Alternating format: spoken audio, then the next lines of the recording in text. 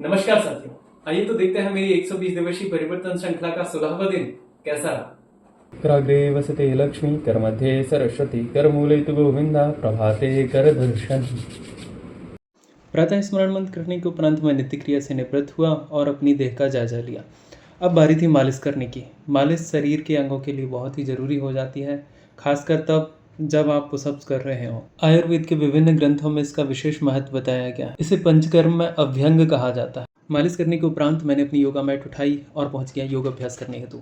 सूक्ष्म व्यायाम के अभ्यास के उपरांत आज मैं 16वें दिन 33 पुशअप्स का अभ्यास करने वाला था। मैं देखने वाला था क्या मैं यह पूरे कर पाऊंगा या नहीं। इससे पहले कल 15वें दिन मैंने 32 पुशअप्स पूरे किए थे, जिनके वीडियो 3 पार्ट में आपको मेरे यूट्यूब चैनल पर मिल जाएंगे।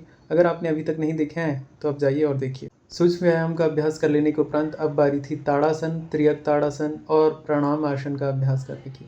मैंने ताड़ासन और त्रियक ताड़ासन का अभ्यास पूर्ण किया और स्वयं को प्रणाम आसन में ढालने हेतु तैयार। दाएं और बाएं दोनों ही मस्तिष्क के भागों को सक्रिय कर देने वाले कुछ अभ्यास पूर्ण करने के उपरांत मैंने प्रणाम आसन का अभ्यास किया।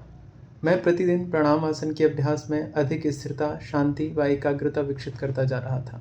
मैं प्रणाम आसन के साथ साथ त्राटक का अभ्यास भी नियमित रूप से कर रहा था, जो कि एकाग्रता विकसित करने व नेत्र संबंधी विकारों को लाभ प्रदान करने वाला होता है। अगर आप भी त्राटक के अभ्यास से संबंधित जानकारी चाहते हैं तो कमेंट बॉक्स में मुझे अवश्य लिख भेजें। प्रणाम आसन के अभ्यास के बाद अब बारी थी प्राणायामों को आयाम देने की, अर्थात मैं अब करने जा रहा था प्राणायामों का अभ्यास।